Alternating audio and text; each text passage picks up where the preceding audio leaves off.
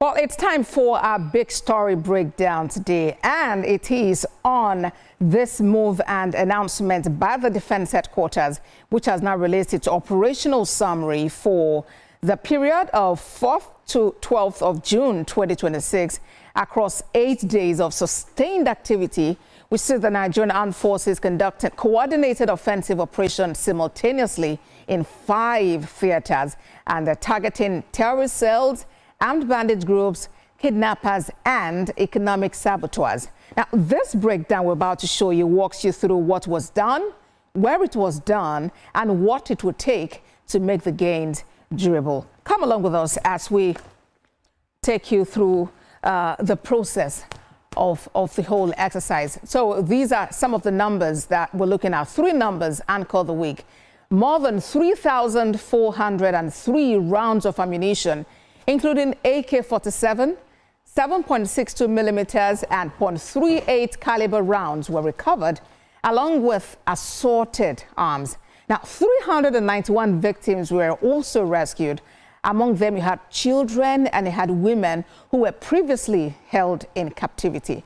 And over 5,500 liters of stolen crude oil and petroleum products were recovered. Now, all of this happened within 5 theaters, but in one coordinated offensive. Now, this is not a single incident. It is the sustained operational posture of the Nigerian Armed Forces across the country's most pressured corridors. Now, let's bring you these numbers again. The Defense Headquarters briefing delivered by Major General Michael Onoja, the Director of Defense Media Operations, broke the week into measurable activities and actions of the troops across the different theaters, as we mentioned earlier. And indeed, there it is. Okay, so they're guardians of the Republic, and this just kind of summarizes all that we have been speaking about, and they have been able to achieve within this 1 week that is under review. Of course, the week in numbers. These are talking about the arms that were recovered, arms and ammunition, more than 3,403. Number of captives rescued, 391 who are now reunited with families. We had 15 motorcycles seized, and that's talking about mobility being denied these enemies of the state. And also cash was recovered, 2 million naira cash, which is suspected to be ransom money, and then 10,000 CFA francs also recovered. Now, this is according to a statement coming from Major General Michael Onoja, his Director, Defense Media Operation. Now, this is not a one-off incident. It's something that's built on what has happened over time. So let's look at the roots of the conflict, because this actually builds on more than a decade of evolving security challenges in Nigeria. This became a lot pronounced in 2009. That was when insurgency escalated in Nigeria. You had the Boko Haram insurgency in the northeast, which actually displaced many communities there. In 2015, we then had ISWAP splinter groups. That happened. It's fractured into ISWAP factions, and then we saw banditry rise in the northwestern part of the country. 6 years later, in 2021, Operation Hardenke was launched by military authorities with the mission of degrading insurgent networks through kinetic and intelligence-led efforts. When we talk about kinetic, that's talking about the use of force and the use of arms and ammunition. In 2025, just 4 years after that, we had multi-front pressure. It became really a multi-pronged. We had separatism in the southeast dealing there.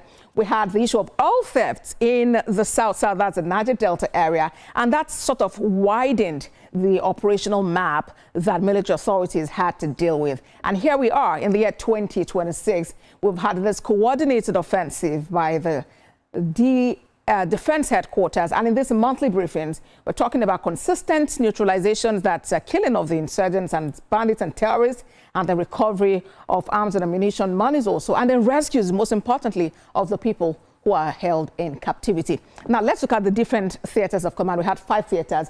Here is in the northeast, where all of these can almost be said to have started. We had Operation Hardenke in place there. We had bombardment, which is forcing terrorists to retreat, and then children and women who are in captivity are being freed.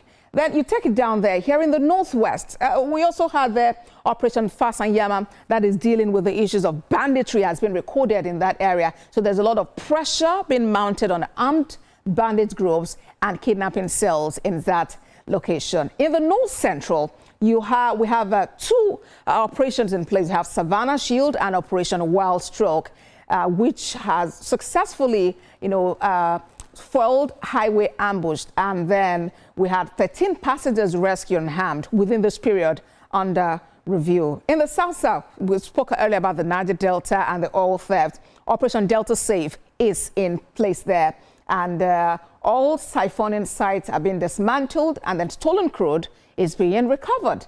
And when you turn attention to the southeast, what we have in place is Operation Udoka, and what it's doing, it's seizing major arms cache, and then we have suspect that IPOB and ESN members arrested as a result of that operation. Now, if you look at what this has successfully done, it's caused a major disruption in the mode of operations of these various groups. To start here, this is the strike point one. It cuts the source. Operations like the Delta Safe, which you spoke about in the Niger Delta, actually intercept stolen oil and ransom money. And what that does is to starve the networks of their capital to function. And when you take it from there, you look at the very next point, which is severing supply. Supply of what? We have operations like Udoka, which is in the southeast, seizing heavy weapons and ammunition and ensuring that illicit funds cannot be weaponized by these enemies of the state. And you move from there, you move up there, strike point 3, blinding the enemy. How do you blind them? You arrest informants, destroy the intelligence network that is required to actually plan future attacks. So in these military successes are coming up, and it's not merely measured in combatants who are killed in the theater of operation, but also in the systematic dismantling of the insurgency's logistical and financial ecosystem. Now, the road ahead, what we need is a whole of society approach. It's not just by one person or one group of people. What do we need?